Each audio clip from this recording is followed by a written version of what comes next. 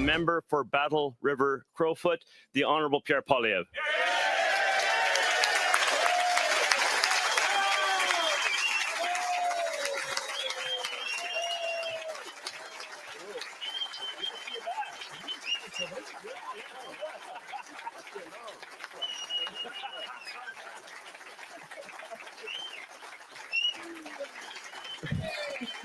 Merci beaucoup. Thank you. Thank you, friends. Merci beaucoup. Thank you. Thank you, conservative friends. I'd like to thank our caucus chair. He heard we needed some cuts in Ottawa, so he decided to go for a haircut. Still looks great. I'm very happy to be back here with you. Of course, you chose the most direct way to get back to Ottawa. I chose the scenic route, the one that runs through eastern Alberta.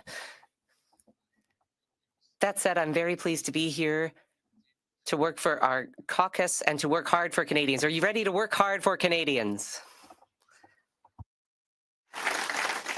Cet été encore, les conservateurs ont mené les... This summer, Conservatives held debates on inflation, the costs of living, natural resources, home construction, tax reductions, and the freedom to choose your own car. And we are winning those debates, not only because we want to score points against our adversaries, but because we want the best possible life for Canadians all throughout the country. We want a country that is affordable and safe. We want Canada to become, once again, a country where hard work gets you a good life in a good home on a safe street with strong borders under the Canadian flag. These are values and objectives that all Canadians share, including Canadians who voted Liberal. There are Liberals throughout the country, millions of them, who voted for good patriotic reasons because they heard good promises. But now, Carney has been in power for 6 months, and it's time to start comparing what he has said to what he has done, because, my goodness, he made big promises. And we want to see him keep these provinces. That's why we worked with the government throughout the spring to accomplish the things that we agreed with. But now we need to go back over his promises and consider how he's done. Mr. Carney promised that the Canadian economy would improve faster than any in the G7. In fact, our economy is now worsening faster than any in the G7. We have the worst rate of unemployment in the G7, the worst rate of household debt, and the worst housing costs in the entire G7. Canadians did not vote for that. Mr. Carney said we would be able to judge his government and him personally by the price of groceries. So what is going on with grocery prices? Have they come down? Actually, as it happens, they are rising quickly, and Canadians did not vote for that either. Mr. Carney promised to build, build, build. But what has he built?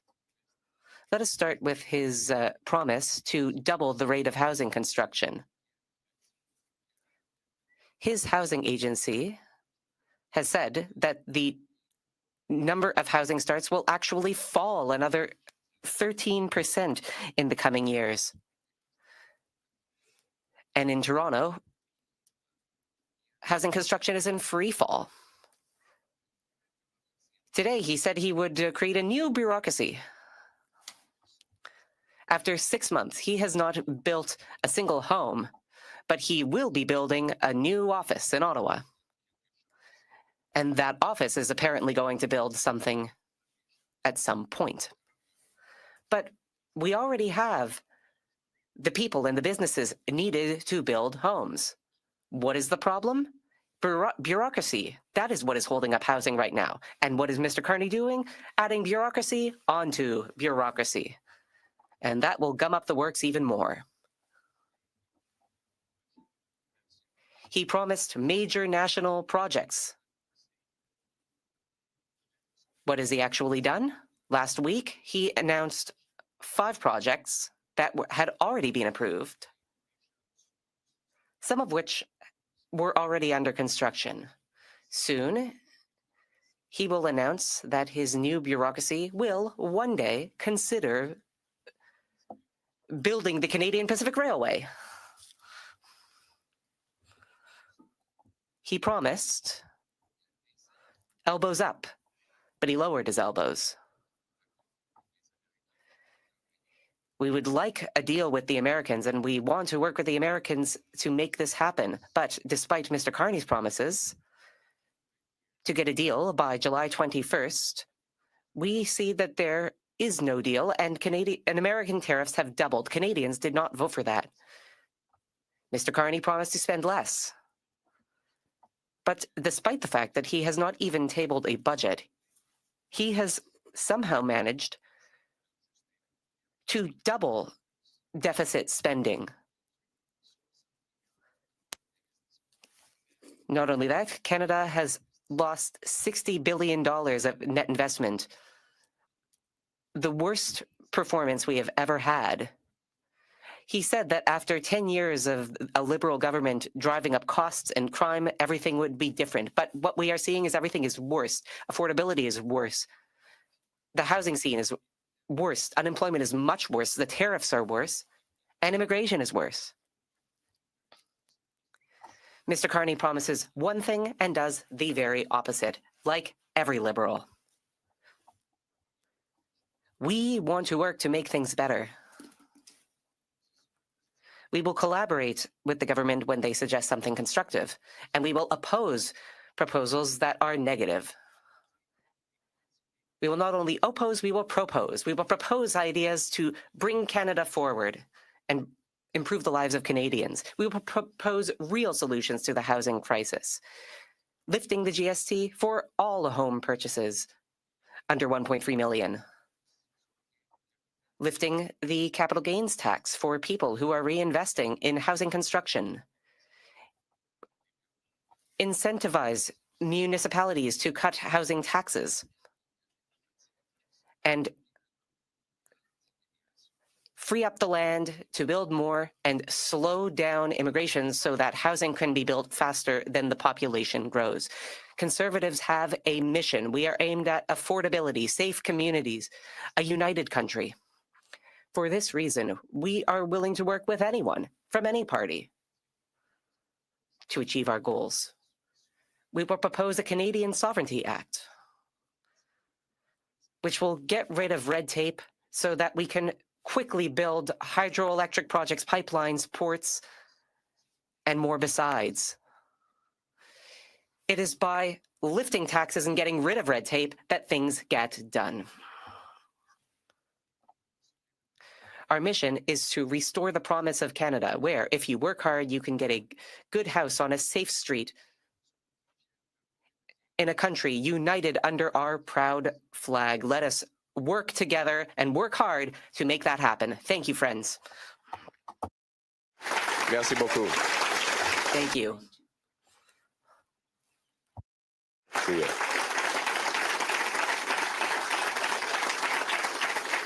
Who's ready to get to work for Canadians? Congratulations on your first fall session. All of you decided to come directly here. I took a more scenic route through Eastern Alberta and enjoyed every minute of it. But it is great to be back on the job on Parliament Hill, doing the job that Canadians need done. Thank you.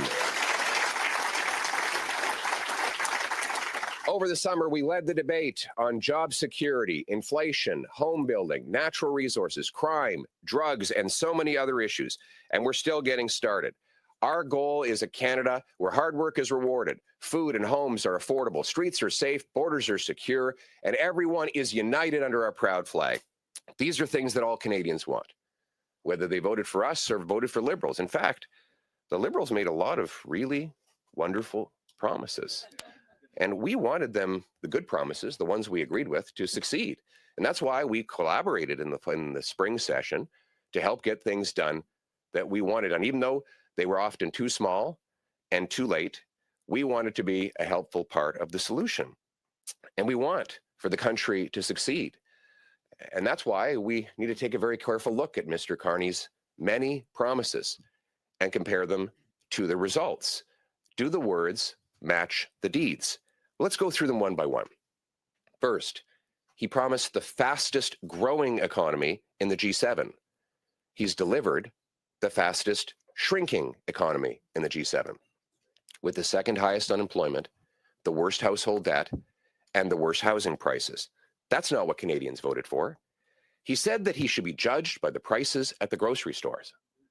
Anybody who's been to the grocery store would judge him very badly. In fact, not only have food prices not come down, they are rising faster today than when he took office 6 months ago. He promised to build, baby, build. And ever since, it has been block, baby, block. Let's start with home building. He said he would double home building. And only a few months ago, his own housing agency says home building will fall by 13%. It's already fallen by half in Toronto and the greater GTA, where the homes are most in need of building. Today, he's going to roll out a brand new bureaucracy. You know, the funny thing is we all agree that Canada has everything you need for affordable homes. In fact, housing should be dirt cheap because we have the most dirt to build on. We have the builders, we have the trades, we have the companies, they have the money. They'd love to get building. What's standing in the way is bureaucracy. And so Mark Carney's solution is to add another bureaucracy that will only slow things down. It took him 6 months to set up a new office, an office that has not built a single new home. He promised to build nation-building projects at, quote, unimaginable speeds. Well, it's been 6 months. He has not granted a permit for a single new nation-building project. And last week, we saw the display of a prime minister announcing that he was going to refer to a new bureaucracy, a series of 5 projects that had already been approved. Some of them were already under construction. There is a rumor that next week the prime minister will announce that he's considering approving construction of the Canadian Pacific Railway. He promised elbows up. And where did the elbows go from there? The elbows are down. He has backed down again and again and got absolutely nothing in return. This was after he promised that he would negotiate a win with the Americans and have a deal by July 21st. Here we are, the middle of September, no deal. And the tariffs, the American tariffs on Canada have doubled since the prime minister took office, promising that he could, quote, handle Trump. That's not what Canadians voted for. He said he would spend less. And yet his deficit spending looks to be 100% bigger than what Justin Trudeau left behind. He said there would be more investment. Remember that? Spend less, invest more. $62 billion of net investment has left since he became prime minister, in what the National Bank says is the biggest net outflow of investment in any 5-month period in Canadian history. He promised that after 10 years of Liberal government driving up costs and crime and chaos, that he would be different. And yet, sadly, everything is worse. Unemployment is worse. The cost of living is worse. Home building is worse. Divisions are worse. The tariffs are worse. Crime is worse. Immigration is worse. That is not what Canadians voted for. What we are getting from Mark Carney is the same Liberal bait and switch. Say one thing and do the opposite. But you know something? We're not giving up. We're going to work to turn things around. We'll work with anybody from any party in order to make this session a success for the Canadian people. That's why we were so cooperative in helping the things pass that we agreed with in the spring session, and it's why we'll work even harder in the fall session. We will oppose things we're against, support things we're for, but we will also propose solutions to the problems Liberals have created. For example, on housing, we have real solutions. Let's take the GST off all home buyers up to $1.3 million. Let's get rid of the capital gains tax whenever anyone invests their proceeds in building new homes. Let's incentivize the municipalities to speed up permits, free up land, and cut development charges. And let's cap immigration so that we can add homes faster than people and put roofs over the heads of Canadians. Those are real solutions.